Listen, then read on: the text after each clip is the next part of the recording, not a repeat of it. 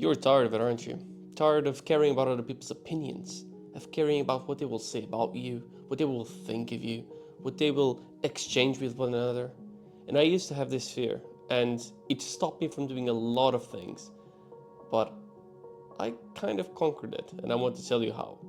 So if you want to keep this fear, then click away. But if you want to fix this, then stay with me. So I know what it's like to be afraid of what people think of you. That's a fear I've always had. It's something that was always in me, I think. I think it's in all of us, but it was more prominent in me because I actually lived in 3 countries and I'm 20 now, so that's a lot of life experience. And when you switch that much, when you jump from one country to the other, you need to meet new people, make new friends, and you sort of lack a strong foundation that you would otherwise have if you were in one place for a long period of time and building very long-lasting and more deep relationships. So in that way, it created a little bit of instability when it came to relationships and friendships. And I was afraid that if I said something that people would disagree with, it would cause some even more instability and potentially ruin the relationship. And obviously, I didn't want that. So what I did was I held my opinions in. I sort of said, oh yeah, I agree, or I didn't say much, but I didn't really express myself, certainly not as much as I could have done. So I needed to find a way to overcome this fear, or I would never live a life true to myself and people wouldn't know me as the real me, the one that has his opinions and isn't really afraid of other people's opinions. A way in which this fear manifested was making a YouTube channel. I think a lot of us, especially if you watch a lot of YouTube, at least once I wanted to be, a YouTuber. When you're a child and you see everyone being a YouTuber and you're like, oh, this is so cool. But it wasn't really only a childhood dream. I actually wanted to be a YouTuber. That thought ruminated in my mind for several years as I grew up. And I was just tired of it. I was tired of being afraid of the comments and what people would say if people I knew found out about the video. So I had to overcome this fear, and I was tired of, having it hold me back, really. So I did the scariest thing I could have ever done. I pressed record. Now, this was terrifying. I was sweating. I was very nervous. I could barely speak. I couldn't articulate myself, certainly not as I can now.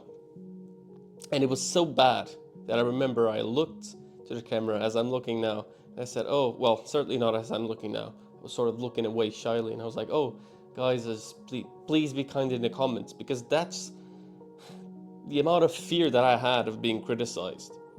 But you need to understand that the fear was there. The fear was there, and I still acted. And I'm not going to tell you it's easy. It wasn't. It really wasn't easy. But it was amazing. Do you know why? Because all that fear during all those years was complete bullshit. I didn't get any views, maybe like 2 views, maybe maximum 3. It's basically nothing. 0 comments, no likes, no one cares. And I've published more videos now, I've posted more content, and I do get a little bit more attention. I'm a very small creator, but the comments that I do get, they're mostly, if not all, positive. Now, isn't that crazy? I had a fear that I would be criticized. And when I actually took the step, the scariest step there is, there was no one to criticize me because no one watched the damn video. And when there were people that actually saw the video, they were actually quite happy with the content. Now, without this step of creating the video, I wouldn't be where I am today. I promise you that. And I'm not going to tell you, you do that one step and everything is fixed. It isn't. It's fixed over time. After I published the video, I was still nervous. I was still anxious. Why? Because when you post a video, you're not going to, in 1 hour, get the most amount of views. The video, if you do it properly, it's going to go up and up and up.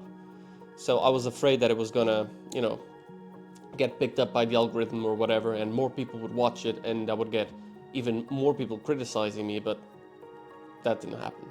And I've now deleted the video because there's literally zero value in it. I'm just saying, oh guys, it's going to be about self-improvement and please don't criticize me.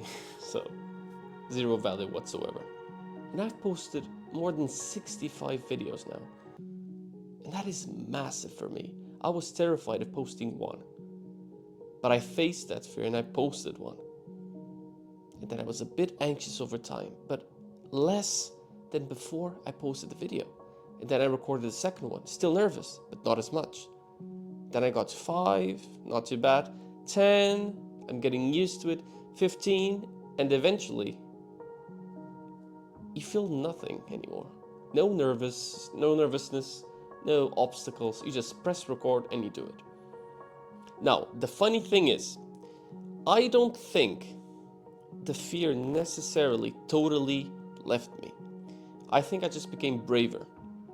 Because even when I'm, recording the videos, what I notice sometimes is I still sweat. And it's not hot right now. It's not hot when my hands are freezing. It's not hot. But I sweat because of nervousness still, and because I'm focused on recording and speaking and everything. But I don't feel that fear. I don't feel that anxiousness because I've detached from it. My body can still react a little bit, but I don't feel the mental block, which is the one thing that prevents us from doing what we are supposed to be doing. So the first thing you need to do is you need to acknowledge that it's okay to feel this way. It's normal. You are an animal. You want to survive. You don't want to be criticized. If you're criticized, you are excluded from the tribe and you won't survive by yourself. So it's normal, all right? Your body wants to survive. It doesn't want to thrive. So acknowledge that. Don't criticize yourself too much. And just accept that that feeling of fear is normal, that you're not a loser or anything for feeling that. Because I felt that, and I had those thoughts as well, all right? So I was in the same boat you are now. I had those thoughts. So don't wait for the fear to go away. It's not going to go away. It will only go away once you face it.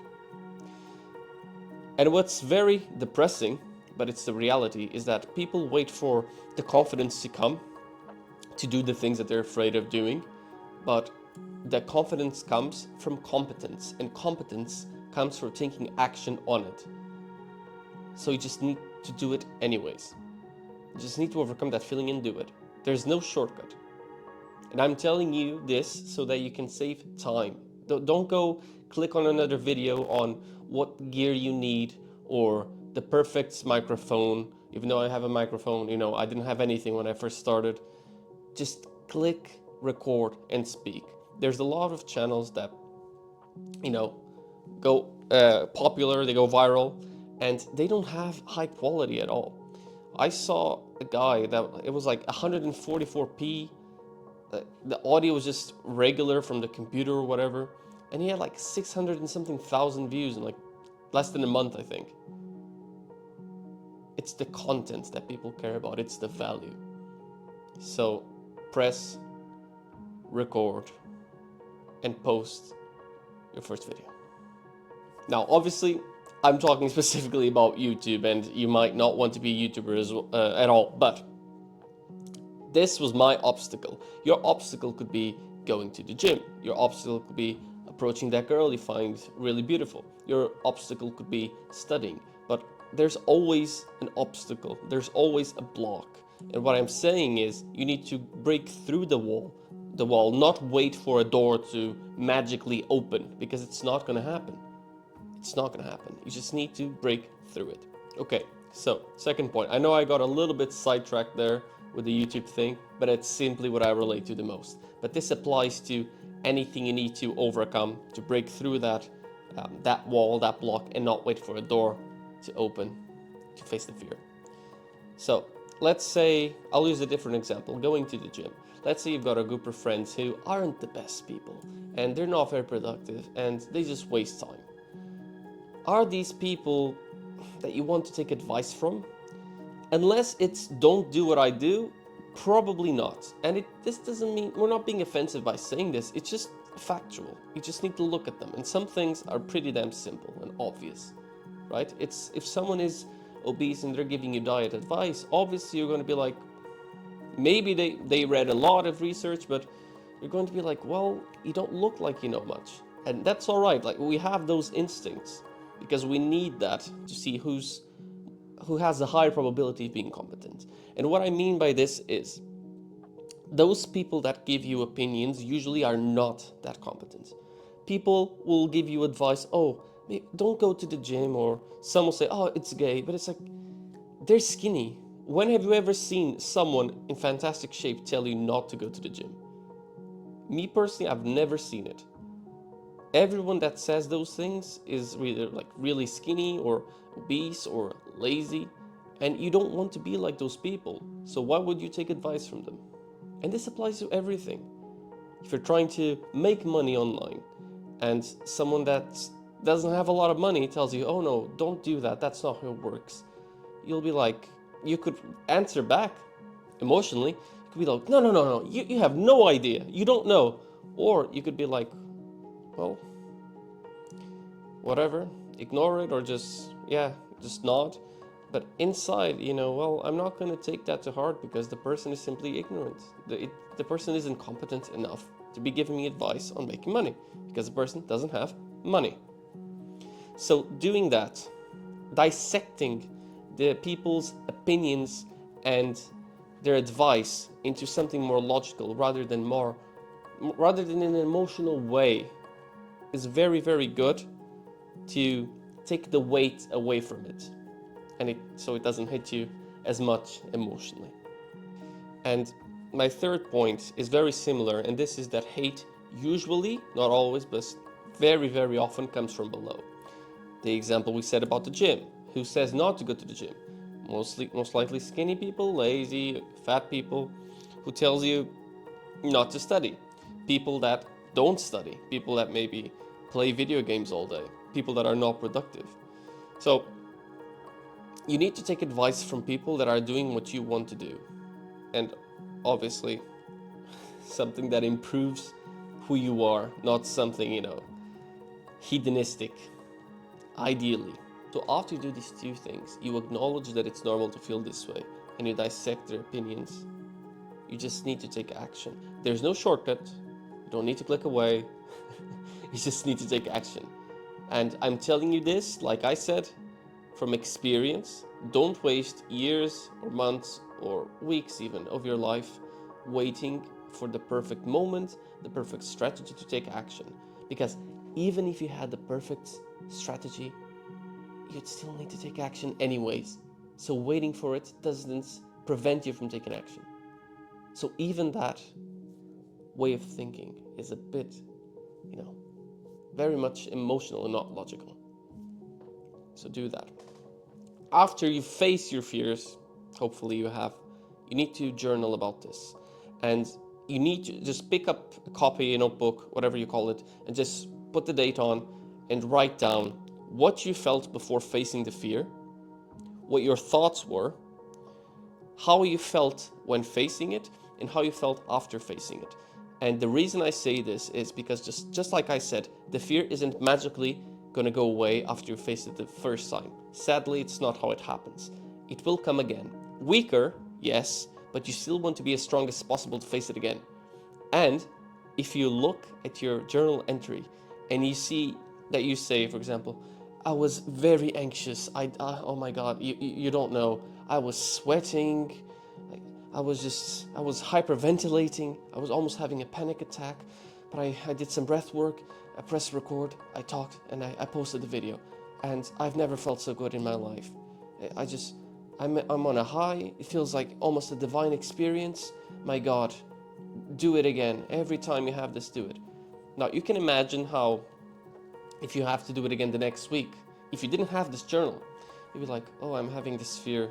Well, it kind of worked the last time, yeah, but it's not. It doesn't have as much weight. You know it worked, but you don't know how it worked. You don't know how much it impacted you. Certainly not as well as you would have if you had journaled the event.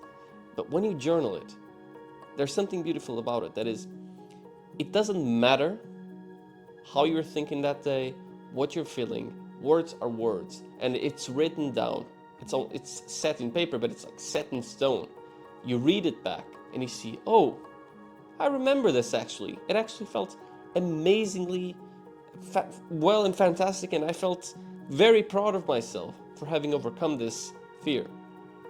So that's the power of journaling and writing down when you overcome your obstacles.